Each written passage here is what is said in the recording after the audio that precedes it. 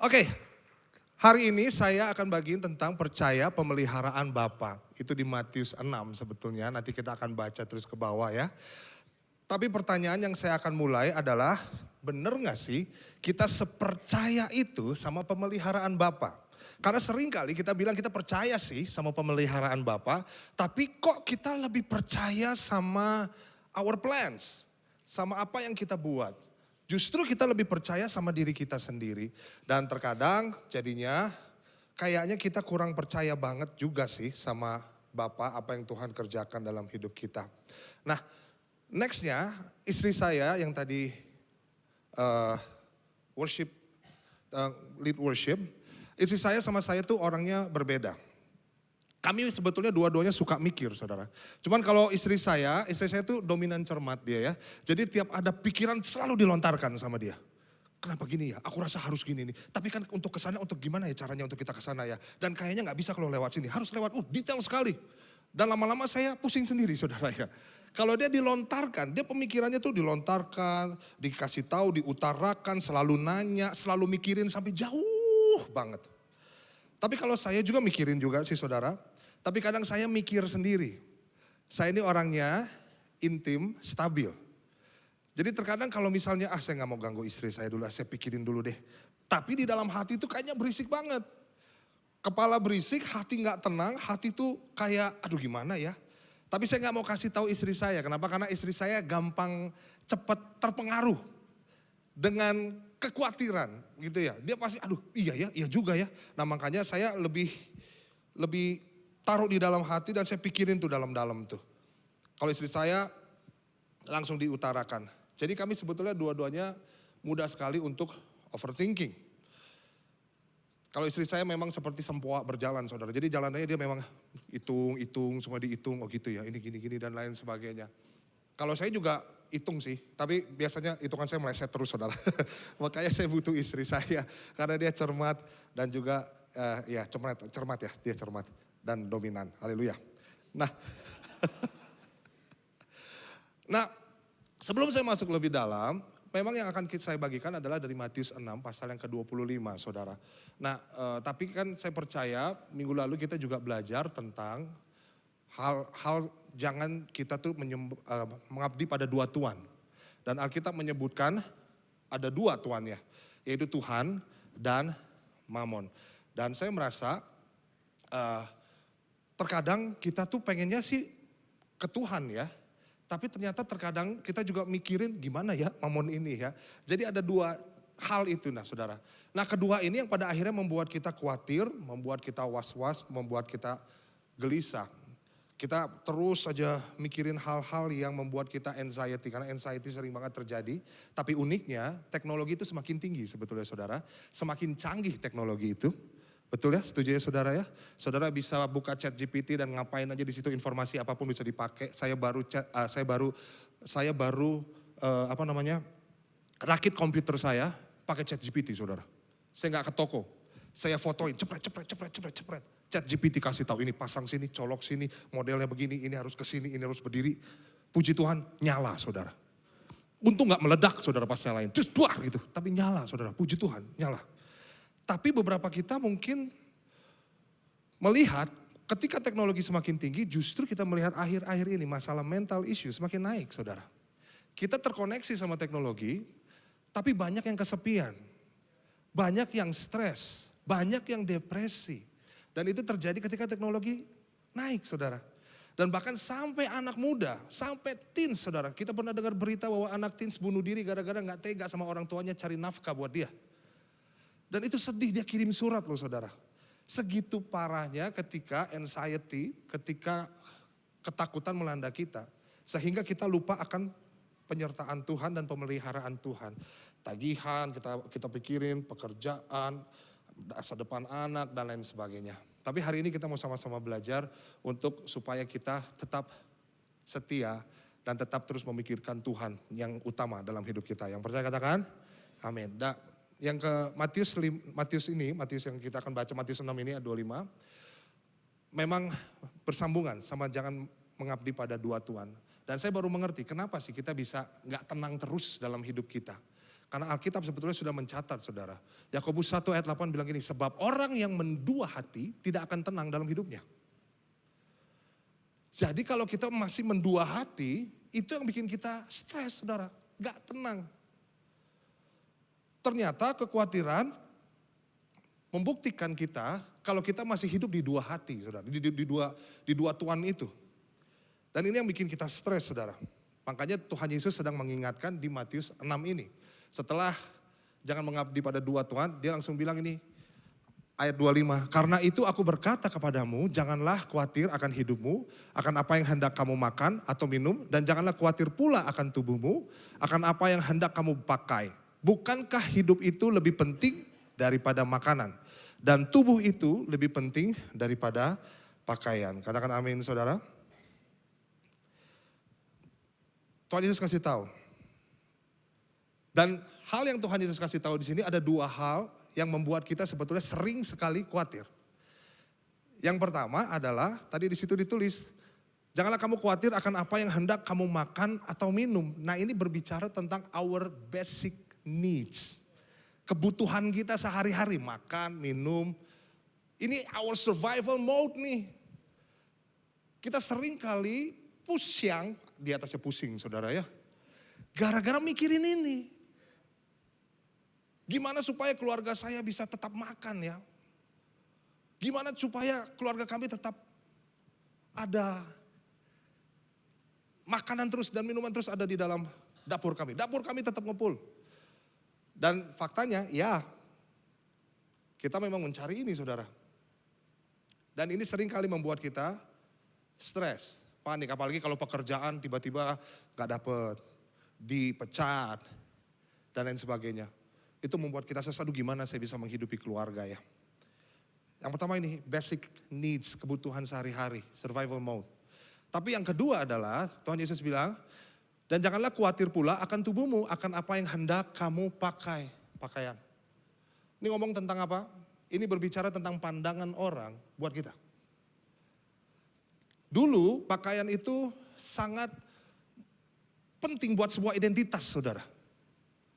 Orang kaya pakaiannya seperti apa, orang miskin pakaiannya seperti apa. Dan terkadang mereka malu untuk, gimana ya saya dilihat orang itu seperti apa ya.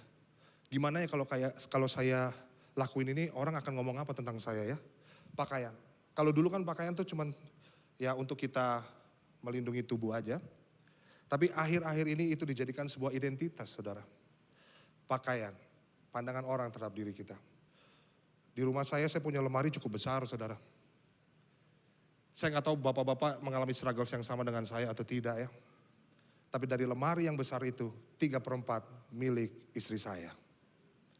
Saya cuma bagian paling atas, set, selesai.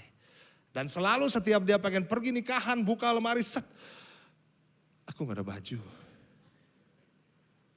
Dalam hati, Tuhan tolong. Kayaknya ada nih baju banyak nih. Dan lain sebagainya. Nah terkadang seringkali pakaian justru juga membuat kita khawatir. Apa ya yang orang ngomong tentang saya ya. Misalnya kalau di gereja lah, jangan jauh-jauh di gereja lah. Kalau misalnya ada hamba Tuhan yang bilang kalau saudara orangnya, saudara gak perlu maju, cukup angkat tangan. Di dalam hadirat Tuhan. Terkadang ada orang yang mikir, nanti kalau gue angkat tangan orang lain ngomong apa ya. Mereka bakal ngelihat jelek gak ya sama hidup gue. Nah itu. Khawatir tuh tentang apa yang orang lain lihat dalam hidupnya. Dan menarik sekali Tuhan Yesus gak sampai situ. Dia langsung bilang begini. Dia langsung kasih perumpamaan yang sangat bagus. Coba kamu lihat deh. Pandanglah burung-burung di langit yang tidak menabur dan tidak menuai dan tidak mengumpulkan bekal dalam lumbung. Namun diberi makan oleh Bapamu yang di sorga. Bukankah kamu jauh melebihi burung-burung itu? Katakan amin saudara. Tuhan Yesus langsung kasih perumpamaan. Coba lihat burung-burung nih. Dan ini bukan tentang boleh gak boleh. Kamu gak boleh takut ya.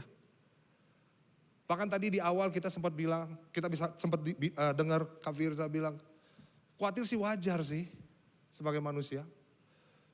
Tapi ini bukan tentang boleh gak boleh. Tapi Tuhan Yesus lagi mengingatkan, why kamu khawatir? kenapa sih kamu khawatir? Coba kamu lihat burung-burung deh.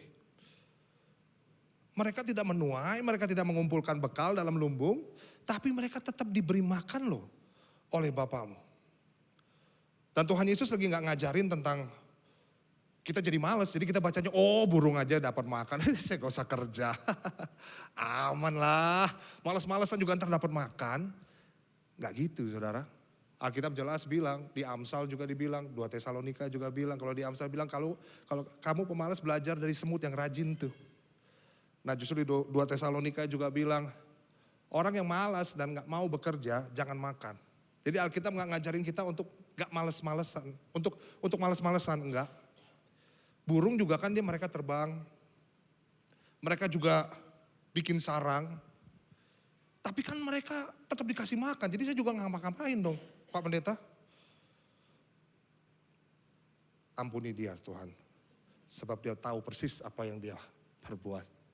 Enggak gitu, karena saudara dan saya bukan burung, betul toh?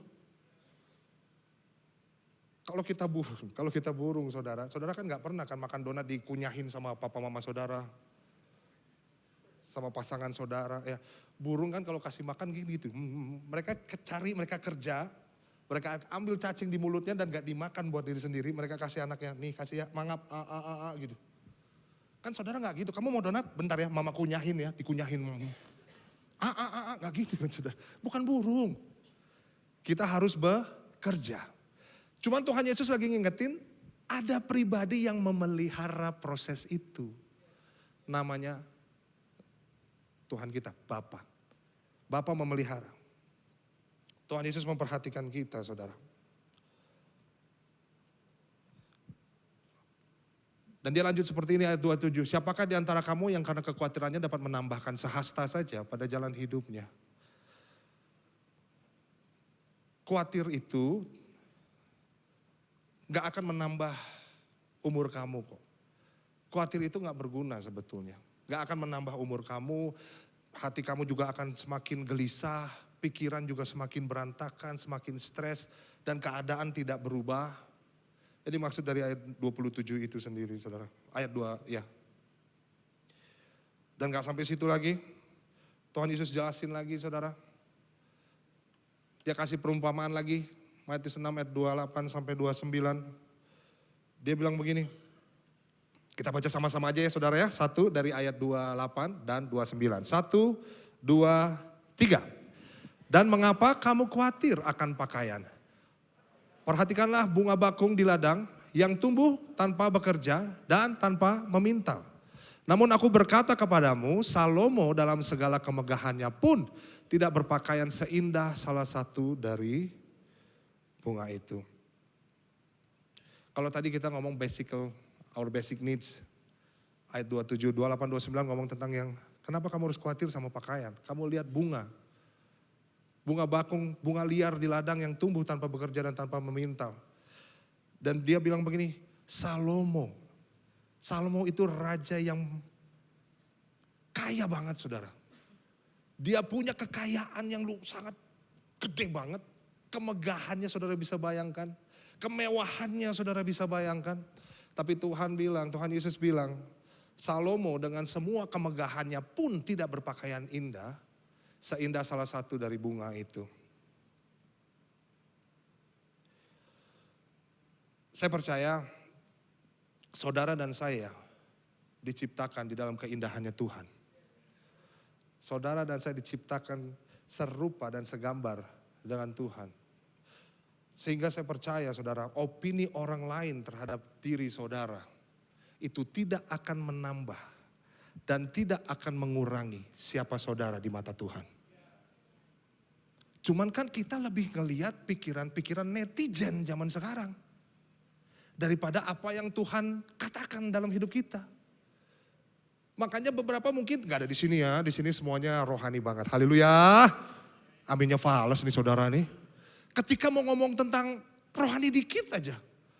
Takut dibilang sok rohani. Mau posting tentang yang rohani dikit aja. Nanti dibilang sok rohani. Kalau saudara dibilang sok rohani, bilang sama dia sok duniawi kamu. Gitu. Loh. Karena dia yang gak hidup sesuai dengan firman Tuhan. Jadi saya percaya Tuhan menciptakan saudara dengan keindahannya. Yang lain dikasih firman, saudara dan saya dibentuk dengan tangannya dan dikasih nafas sama dia. Sehingga opini orang lain tidak merubah cara pandang Tuhan di dalam hidup saudara dan saya. Yang percaya katakan, amin. Terus dia bilang begini Tuhan Yesus, jadi jika demikian Allah mendandani rumput di ladang yang hari ini ada dan besok dibuang ke dalam api, tidaklah ia akan terlebih lagi mendandani kamu. Indah ini saudara. Tapi ujungnya Tuhan kasih teguran tipis ya. Teguran ti. Ya, siang soalnya agak ngantuk saudara ya. Teguran tipis. Dia bilang, hai kamu yang kurang percaya. Dia gak bilang kamu tidak percaya, tapi kurang. Kurs, bangs. Kurang banget. Kalau kopi, less sweet, less sugar, less ice. Serba less. Kamu kurang percaya. Jujur li, kita sering sekali lebih percaya sama diri kita sendiri. Daripada sama Tuhan. Dan itu kita alami semua. Siapa sih yang bisa kita andalkan? Siapa sih yang kita bisa percaya dalam hidup kita? Cuman Tuhan atau diri kita sendiri?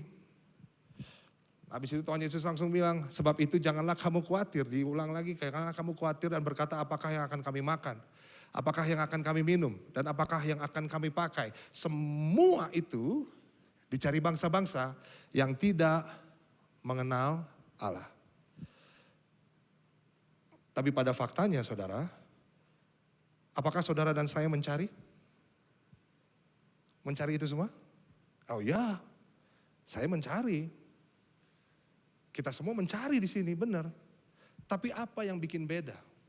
Yang bikin beda, orang yang tidak mengenal Allah akan mencari dengan kekhawatiran dia. Aduh gimana ya gini, aduh berantakan nih. Aduh planning gue, aduh hampir bisnis saya goal tapi nggak jadi. Aduh gimana nih ke depannya. Aduh cari lagi di mana nih proyek-proyek nih gimana nih. Dan lain sebagainya. Mereka mulai khawatir. Tapi buat orang yang mengenal Tuhan mereka akan mulai dengan ucapan syukur saudara. Why? Karena mereka tahu Bapa yang di sorga tahu semua yang kita perlu. Tahu, bilang kiri kanan, Bapa kamu tuh tahu yang kamu perlu. Iya bilang kiri kanan saudara. Bukan sekedar yang kamu mau, tapi yang kamu perlu. Bapa kita tahu, kita bersyukur untuk itu. So, saya percaya jangan biarkan kekhawatiran menguasai hidup kita justru. Dan kekhawatiran itu akan mengungkapkan siapa yang kita percaya saudara di dalam hidup kita. Lalu ini ayat yang terkenal, kita baca sama-sama dengan suara keras ya. 1, 2, 3. Tetapi carilah dahulu kerajaan Allah dan kebenarannya, maka semuanya itu akan ditambahkan kepadamu. Carilah dulu kerajaan Allah dan kebenarannya, maka semua akan ditambahkan kepadamu. Meskipun kita tahu bahwa Tuhan tahu yang kita perlukan. Statement ini nggak bisa bikin kita jadi, Tuhan kan tahu apa yang saya perlu. Tuhan tahu apa yang saya mau. Jadi nggak usah doa lah.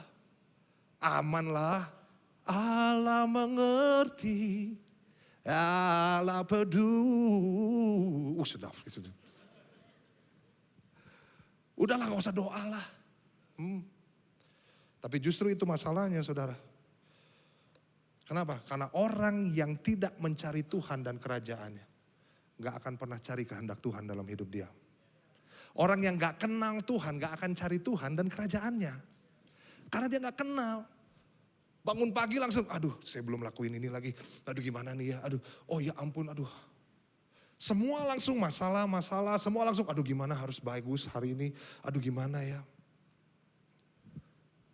Tapi dia gak mulai dengan ucapan syukur ketika dia bangun pagi.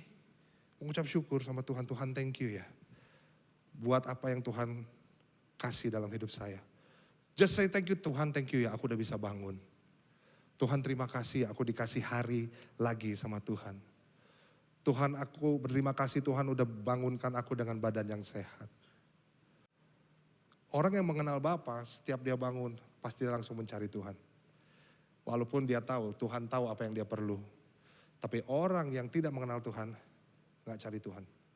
Kenapa saya tahu? Karena dulu saya orangnya seperti itu, saudara. Bangun langsung, ngapain kek? Saya bisa nih, oke nih, dan gak cari Tuhan. Dan itu masalahnya. Tetapi kita semua di sini siapa yang mengenal Tuhan, angkat tangannya, haleluya. Dengan yakin saudara ya, kalau gak kenal gak akan di sini makanya ya saudara ya. Kita semua ada di tempat ini. Tapi carilah dulu kerajaan Allah dan kebenarannya, maka semuanya, katakan semuanya. Semuanya itu akan ditambahkan kepadamu. Semuanya tuh apa sih? Itu yang dicari sama bangsa-bangsa itu.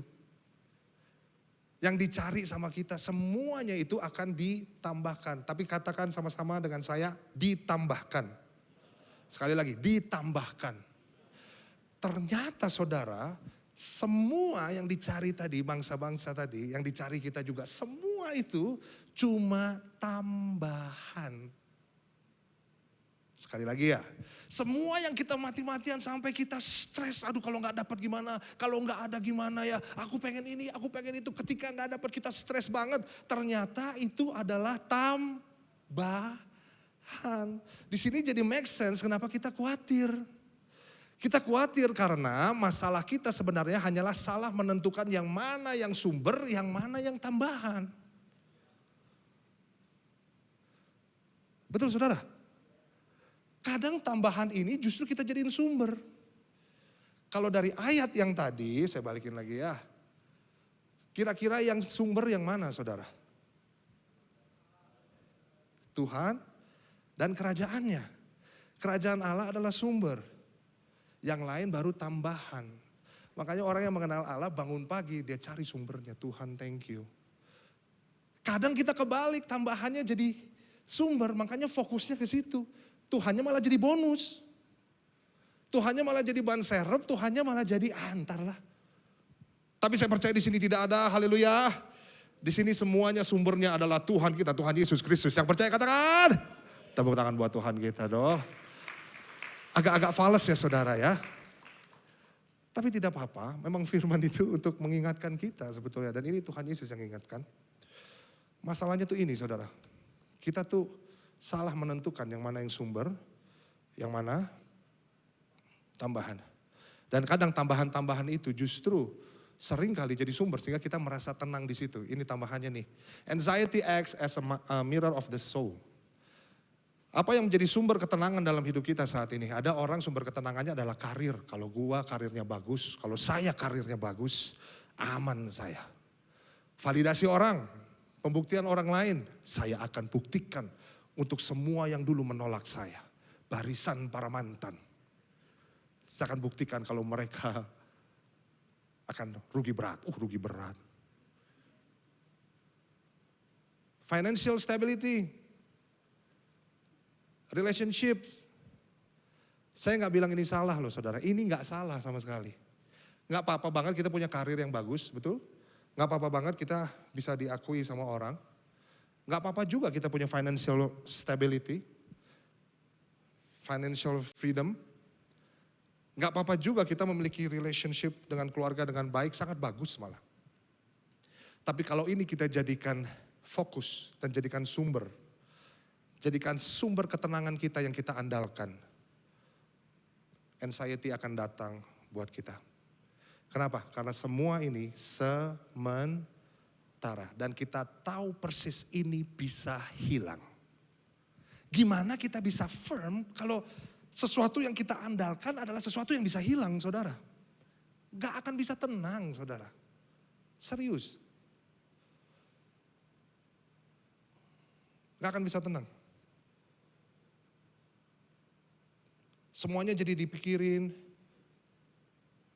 Semuanya jadi wah gimana ya. Kalau saya kehilangan ini, masa depan saya gimana ya? Istri saya tuh saking tukang mikirnya saudara. Dia sampai mikir begini, saya juga jadinya kepikiran. Saya dan istri belum dikaruniai anak. Dia sampai mikir ke depan, gak apa-apa juga sih. Nanti kalau kita udah tua, soalnya saya sempat jagain papa mama saya ketika mereka sakit kan. Nanti kalau kita tua siapa yang jagain kita ya? Siapa ya? Kalau dia mikirnya seperti itu, kalau saya yang bikin stres, saya pernah di sebuah mall ngelihat ke bawah ada atrium gitu ya saudara ya. Di Casablanca saya lihat ke bawah, apa yang saya pikirin coba saudara? Sampai takut sendiri, saya mikirin ini. Saya matinya gimana nanti ya? Gue matinya gimana ya? Tabrakan kah? Sakit kah? Atau gimana ya? Kecelakaan kah? Jadi pusing sendiri saudara.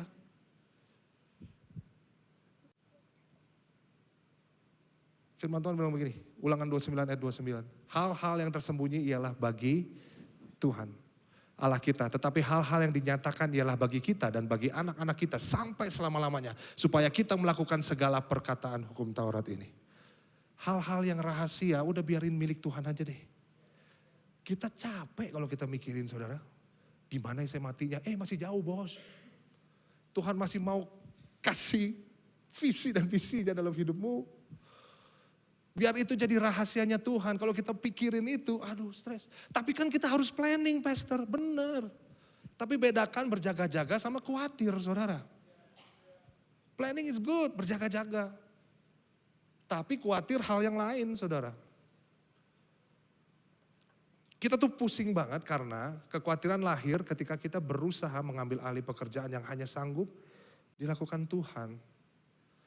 Dan ini sulitnya saudara. Dia Tuhannya. Yang bikin kita pusing tuh kita pengen hidup sesuai dengan skenario kita. Sesuai dengan apa yang kita inginkan. Sesuai dengan cerita kita. Padahal kita tahu bahwa justru kita yang sedang hidup di dalam skenarionya Tuhan. Di dalam ceritanya Tuhan.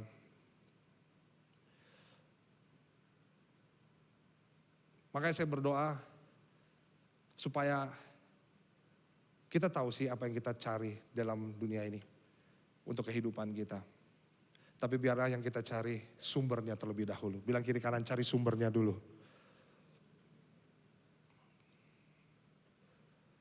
So apa yang harus kita lakukan dong? Apa yang harus saya lakukan saudara Tuhan? Dan mungkin ini akan lebih aplikatif saudara. Untuk orang-orang seperti kita nih yang suka overthinking. Saya dan istri juga diam-diam overthinking. Siapa di sini jujur ya. Siapa yang di sini suka overthinking? Coba angkat tangannya saudara. Pemikir banget. Gimana ya. Sampai di basement ini kalau runtuh gimana ya gitu saudara. Overthinking. Buat orang-orang yang overthinking. Gimana cara ngatasinnya? Think it over. Ulang lagi, pikirin balik lagi. Saya bilang gini, rethink. Ini yang harus kita lakukan saudara. Menyadari yang mana yang harus kita serahkan. Yang mana yang harus kita lakukan. Pikiran kita ini kita tuangkan keluar.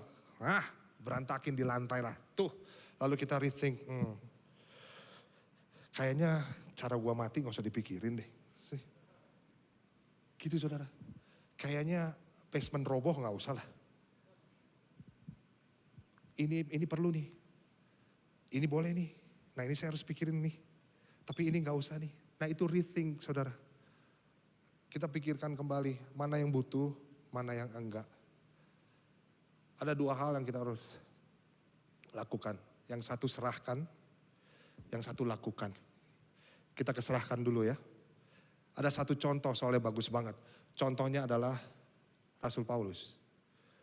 Sesuatu dia bagiin di Filipi 4 ayat 6. Dia bilang begini, janganlah hendaknya kamu khawatir tentang apapun juga. Tetapi nyatakanlah dalam segala hal keinginanmu kepada Allah dalam doa dan permohonan dengan apa? Ucapan syukur. Dan lucunya saudara, Paulus menulis ini untuk jemaat di Filipi. Dan Filipi itu cuma 4 pasal. Dan dari 4 pasal itu surat yang sangat singkat saudara. Tapi Paulus seringkali menyebutkan kata-kata damai sejahtera.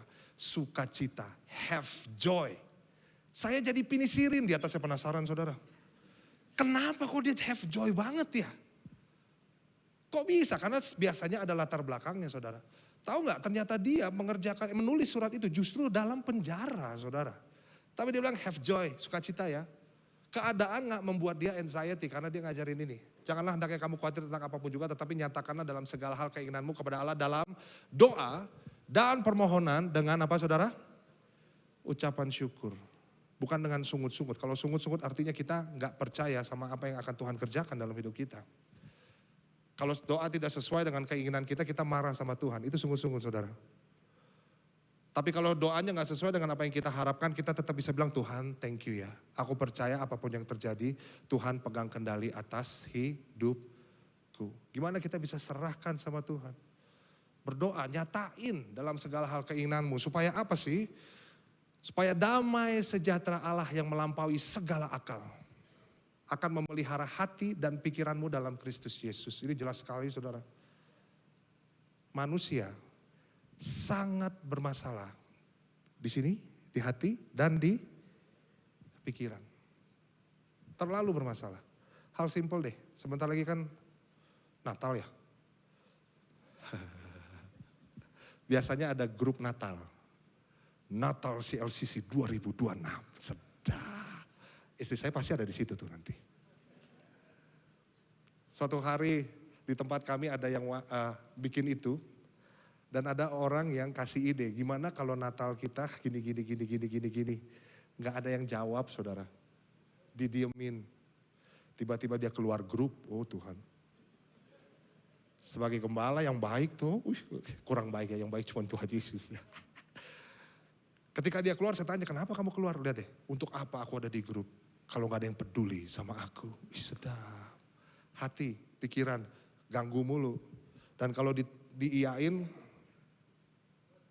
kejadian terus tuh saudara. Nah, damai sejahtera Allah itu untuk memelihara hati dan pikiran kita dalam Kristus Yesus. Dan lihat ini bukan damai sejahtera kita. Tapi damai sejahtera yang Allah punya. Dikasih buat saudara dan saya. Asik gak tuh? Asik saudara. Keren. Lalu dia bilang begini, jadi akhirnya saudara-saudara, semua yang benar, semua yang mulia, semua yang adil, semua yang suci, semua yang manis, semua yang sedap didengar, semua yang disebut kebajikan dan patut dipuji, apa? Pikirkanlah semuanya itu. Ini ngomongin tentang apa sih? Tentang siapa sih saudara? Yesus. Semua yang benar Tuhan kita, kebenaran yang absolut. Semua yang mulia Tuhan kita, Tuhan yang mulia. Semua yang adil Tuhan kita, yang adil. Kita berdosa harusnya mati, binasa. Tapi Tuhan Yesus turun ke dunia, mati untuk setiap dosa-dosa kita. Dan kita diselamatkan oleh karya salibnya. Kalau adil buat kita, kamu baik, aku baik, kamu jahat. Kamu gak tahu siapa saya. Saya bisa lebih jahat dari kamu. Tapi di sini nggak ada. Haleluya. Fales lagi ya. Amin ya saudara ya. Semua yang suci, Tuhan kita suci. Semua yang sedap didengar, Injil. Semua yang disebut kebajikan dan patut dipuji, pikirkanlah semuanya itu. Yuk pikirin kasih Kristus dalam hidup kita. Apa yang Tuhan Yesus lakukan di kayu salib. Keselamatan membuat kita melihat bahwa saudara diperhatikan. Saudara dipelihara sama Tuhan. Tuhan gak meninggalkan saudara. Tuhan menggenggam tangan saudara meskipun kadang kita meronta-ronta gini pengen melepaskan genggaman kita dari Tuhan. Tapi Tuhan yang selalu setia sama saudara dan saya. Dan tidak pernah berubah. Sewaktu kita tahu bahwa Tuhan yang memegang tangan kita. Disitulah kita bisa tenang melihat masa depan kita. Bukan karena kita tahu akan masa depan kita, tapi karena kita tahu siapa yang memegang masa depan kita. Tuhan semesta alam yang menciptakan langit dan bumi. Itu yang memegang hidup saudara. Yang percaya katakan, tepuk tangan buat Tuhan dong. Itu kan bikin kita lega saudara. So yang pertama itu serahkan. 1 Petrus 5 ayat 7. Serahkanlah segala kekhawatiranmu kepadanya. Sebab ia yang memelihara kamu. Nyatakan dalam doa saudara, menyerahkan doa. Justru kalau kita gak berdoa, itu sebetulnya bukan karena kita lagi kurang imannya, enggak. Waktu kita lagi gak berdoa, waktu kita gak berdoa nih, justru itu membuktikan bahwa pada saat itu bukan Tuhan yang kita andalkan. Bukan Tuhan yang jadi fokus. Bukan Tuhan yang jadi sumber. Tapi dia cuman tambahan. Dia cuman ban serep. Dia cuman saya datengin kalau saya lagi butuh. Orang datang sama Tuhan berdoa kadang kalau pas mau mati aja saudara. Pas di pesawat lagi guncangan gitu ya. Turun 5 meter. Langsung Yesus gitu saudara tuh. Langsung berdoa Tuhan tolong. Tapi coba kalau lagi mau liburan ke Jepang gitu ya. Jepang. Mau minum matcha. Langsung pasti asik nih liburan kita. Puji Tuhan. Bagus ada puji Tuhannya. Kalau gak ada puji Tuhannya asik nih. Lupa. Pas di pesawat ya gitu. Yesus tolong. Biasa gitu. Tapi biarlah kita berdoa. Untuk minta kekuatan sama Tuhan. Menjalani hidup di kemudian hari. Di depan. Yang mau katakan amin. Karena itu yang Yesus lakukan. Dia berdoa terlebih dahulu. Dan dia menjalankan salib itu. Meskipun dia tahu di depan apa yang dia akan alami itu sesuatu yang cukup berat. Tapi dia berdoa. Dia gak doa pas kalau lagi butuh. Pas lagi pengen aja. Tapi selalu dimulai dengan doa. Menyerahkan segala sesuatunya kepada Tuhan. Yang mau katakan? Amin. Makanya pas ketika kita bangun, Tuhan thank you. Aku serahkan semuanya ke dalam tangan Tuhan Yesus. Yang terakhir saudara, setelah kita menyerahkan itu sama Tuhan, ini yang kita lakukan. Dan apa yang telah kamu pelajari, apa yang telah kamu terima, dan apa yang telah kamu dengar, dan apa yang telah kamu lihat padaku, lakukanlah itu, maka Allah sumber damai sejahtera akan menyertai kamu. Katakan amin. Saya boleh undang pemain musik CLCC Worship untuk maju. Karena masih ada 70 poin lagi. Biar mereka pegel di depannya, saudara ya. Yang kedua ini, apa yang kita lakukan? Lakukan firman, saudara. Sesimpel itu sebetulnya. Tapi justru kadang melakukan firman menjadi sesuatu yang menjadi beban buat kita. Pengorbanan untuk taat sama firman itu jadi beban. Kenapa? Karena gak kenal, saudara. Coba kenal. Pasti lakukannya dengan kasih, saudara. Melakukan firman Tuhan. Kalau Tuhan suruh kasihi, ampuni, jangan khawatir. Just do it. Lakuin aja, mungkin kita gak ngerti tapi lakukan. Justru yang tadi ulangan 29 ayat 29 tadi, hal yang rahasia itu biar jadi Tuhan, bagian kita adalah melakukan firman. Taat aja sama firman Tuhan saudara. Percayakan sama dia. Dan itu damai sejahtera Tuhan melampaui segala akal akan menyertai kita. So apa bedanya? 2 slide lagi saudara, 2 slide lagi. Apa bedanya? Ayat 7 dan ayat 9. Waktu kita mengerti ini yang bikin Paulus, dia gak stres, dia gak depresi, dia gak mundur dari pelayanan. Tapi dia tetap melayani Tuhan. Tetap bersuka cita. Apa bedanya ayat 7 sama ayat 9? Ini bedanya saudara. Saya boleh minta tolong Geren maju ke depan? Tepuk tangan buat Geren dong saudara. Cukup. Saya akan kasih tahu ini bedanya saudara. Ayat 7 dan ayat 9. Makanya Paulus bilang serahkan segala kekhawatiranmu sama Tuhan. Berdoa dan kamu lakukan firman. Ini bedanya. Ayat 7, tadi kan saya bilang damai sejahtera Allah yang melampaui segala akal. Anggap aja outernya Geren ini, karena terlalu banyak Geren dan Deren di tempat ini ya saudara ya. Jadi agak pusyang saudara. Anggap aja ini, outernya adalah damai sejahtera Allah yang dikasih ke kita. Pakai ya, supaya kamu tenang. Di luar sana cukup dingin. Tapi ini bisa menghangatkan kamu. Saudara bisa bayangkan ketika damai sejahtera Allah melingkupi hidup kita. Tenang gak kita? Tenang saudara. Tapi yang sangat indah dari Tuhan kita. Ayat 9, dia gak hanya sampai situ saudara. Ketika melakukan firman. Bukan hanya dia kasih damai sejahteranya saja buat saudara dan saya. Tapi dia sang sumber damai sejahtera juga akan menyertai saudara dan saya. Tepuk tangan buat Tuhan kita saudara. Ini ayat 9. Jadi saudara bisa lihat, makanya Tuhan Yesus tanya, kenapa sih kamu khawatir? Kamu lihat burung. Kenapa kamu cari opini orang sih? Kenapa sih kamu khawatir? Waktu kita mengenal Tuhan, kita tahu dia Tuhan yang tidak pernah meninggalkan kita. Haleluya, thank you ya, Geran ya. Sehingga kita tahu bahwa selama ini tuh saudara, Tuhan yang senantiasa menyertai kita. Waktu saya bertobat, sebelum jadi pendeta full saudara, saya di entertainment waktu itu sama istri saya. Istri saya tuh sinden OVJ dulu, Sinta. Saya bertobat juga pas belum menikah, pas sudah menikah, saya mau memutuskan jadi pendeta. Kena prank dia saudara. Duh kok tiba-tiba pendeta? Kayaknya dulu kamu di entertainment, karena dulu kami kerja di situ. Suatu saat ketika bertobat, Tuhan suruh melayani. Dan ini yang terjadi. Keuangan kami mulai menipis. Sampai saya ingat, untuk makan lauk ini kita susah ya, mana istriku? Ya, susah ya. Yang boleh beli ayam gak? Ntar dulu deh. Beli ayam loh saudara.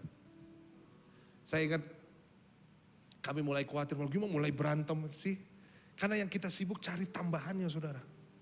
Mulai panik, uang tinggal 300 atau tinggal berapa waktu itu di bank tuh. Waktu itu ada pelayanan. Pastor ada pelayanan nih, tapi gereja kami gereja kecil. Dan pastor kalau lewat harus lewat sawah dulu. Pada waktu itu kami punya cicilan mobil juga saudara. Dan cicilan mobil harus dibayar besok saudara. 3.200.000 sekian. Wah yang bensin juga habis ini. Ya terserah lah. Berangkat saudara. Khawatir sih, deg-degan sih. Saya pikir udahlah selesai nih, gak tahu mau ngapain nih. Hal-hal yang rahasia biarlah milik Tuhan. Akhirnya saya datang, benar gerejanya kecil, di tengah sawah saya harus lewatin sawah dulu. Saya khotbah di situ, saya pulang dikasih amplop saudara. Pak pendeta maaf ya, jangan lihat isinya, lihat ketebalannya, gak ada yang saudara. Jangan lihat isinya gitu. Oke, makasih ya puji Tuhan. Saya pulang saudara. Tahu gak saudara, pas saya buka di rumah, harganya saya dikasih berapa? Dikasih tepat untuk cicilan mobil 3.200.000 sekian. Buat Tuhan loh. Di situ saya, wah kan. Tapi kan masa deg-deg terus ya. Deg-deg kenapa? Karena kita lihat tambahannya saudara. Begitu juga dengan apartemen kami. Karena sudah saking habisnya, kami jual apartemen gak laku-laku 2 tahun. Banyak yang ngelihat sih. Dan pas masuk, anak saya kuliah di Amerika, sedap. Adanya kuliah di Australia, dalam hati, jamah darah Yesus. Lembutkan hatinya. Nanti saya kabarin ya, siap. Dia muntaber saudara, mundur tanpa berita. Hilang saudara. Kami panik, saya yang panik, saya yang takut, aduh gimana nih, yang udah menipis nih. Saya lupa berdoa, gak cari kerajaan Allah, gimana cari pembeli, gimana cari tambahan, gimana cari, lihat saudara. Katanya mau melayani, tapi yang dicari malah tambahannya. Istri saya dong, kamu gak bisa gitu, kita harus doa. Aduh. Disitulah saya tahu bahwa ketika saya menikahi dia, mujizat ada saudara. Dia tahu mengisi kekosongan hati saya. Dia hanya yuk berdoa. Berdoa. Saya berdoa, kita berdoa, tiba-tiba ada anak muda. Profile picture-nya kan kita bisa lihat ya, dia lagi nongkrong gitu saudara. Boleh lihat Pak? Oh boleh. Oke, saya udah ikut. Oke aja cuman gitu saudara. Dan dia benar literally cuman lihat saudara. Makasih mas, pulang dia. Berdoa lagi Tuhan. Besoknya dia WA lagi. Masih ada Pak? Saya cuma kasih jempol. Serius. Saya boleh lihat? Boleh, dia naik. Ternyata dia datang, gak sendirian, sama eyangnya. Naik Dan inilah penyertaan Tuhan saudara. Aneh banget. Dia masuk, saya belum ngomong apa, saya bilang, iya tante, iya eyang. Anak ini yang jadi promosi saya untuk apartemen saya. Iya eyang, di sini dekat rel kereta api, Eyang. Nah di sini tengah, jadi kantor aku di situ, Eyang. Nah nanti di sini dalam hati terus. Haleluya. Dan tanpa ibu saudara, Eyangnya bilang, oke, kita ambil. Lalu saya masih gak percaya dulu, wah ambilnya kredit atau gimana nih Eyang? Bisa kok pakai bank apa aja? Gak usah kredit, kita bayar cash. Oh, langsung saya lihat ke atas Tuhan.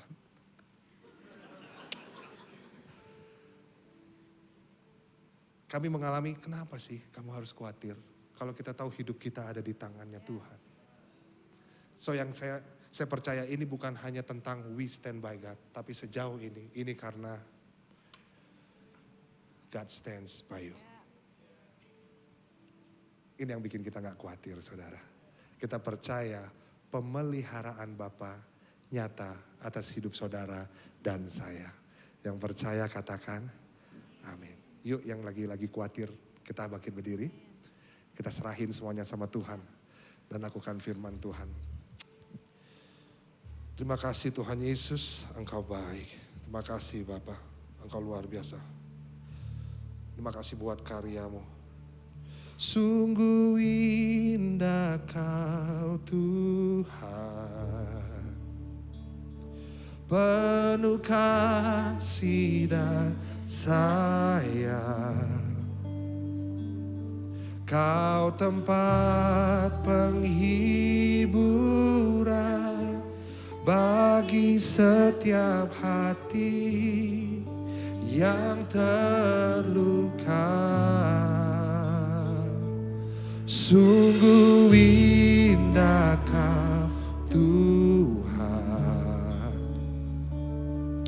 menara perlindungan. Kau sumber kekuatan bagi semua orang yang membutuhkan. Sekali lagi yuk mari kita serahkan, kita sampaikan kepada Tuhan. Oh sungguh indah Kau Tuhan, Engkau yang melihat, kami mengangkat tangan kami untuk Engkau Tuhan. Kami mau menyerahkan apa yang bukan jadi bagian kami Tuhan. Kau tempat penghiburan bagi setiap hati yang terluka. Oh, sungguh indah Kau Tuhan, menara perlindungan. Kau sumber kekuatan bagi semua orang yang membutuhkan. Mari kita balikan, sumber kekuatan, haleluya. Sumber kekuatan, sumber kekuatan, sumber kekuatan. Mari jadikan Dia sumber kita. Sumber kekuatan, sumber kekuatan bagi semua orang yang membutuhkan. Tepuk tangan buat Tuhan kita. Kita berdoa. Tuhan terima kasih buat hari ini. Kami mau menyerahkan apa yang harus kami serahkan sama Tuhan. Kami gak mau tahan-tahan lagi karena kami memang gak bisa Tuhan. Ajar kami untuk tetap percaya meskipun keadaan gak sesuai ekspektasi kami. Ajar kami untuk tetap percaya bahwa Tuhan pemeliharaanmu sempurna dalam hidup kami. Yang kami perlukan hanya Engkau. Dan kerajaanmu untuk setiap kami. Itu yang membuat kami menjalankan misi yang Tuhan mau. Kami gak mau hidup untuk diri kami sendiri tapi untuk Tuhan. Dan hari ini Tuhan Yesus, kami mau menyerahkan setiap kekhawatiran kami kepada Tuhan. Karena kami tahu Engkau yang memelihara kami. Dan Engkau tahu apa yang kami perlu. Dan Engkau tidak pernah meninggalkan kami sedetik pun. Engkau terus menjaga kami, memegang tangan kami. Dan kami terus dikasih kekuatan sama Tuhan. Terima kasih Bapak, Engkau baik. Kami mau terus percaya meskipun keadaan tidak sesuai yang kami inginkan. Tapi kami percaya Engkau tetap hadir, berjalan bersama dengan kami. Dan pertolongan-Mu tidak pernah terlambat. Terima kasih Bapak. Di dalam nama Tuhan Yesus kami berdoa, kami mengucap syukur. Haleluya, sama-sama katakan amin. Amin. Tuhan Yesus berkati.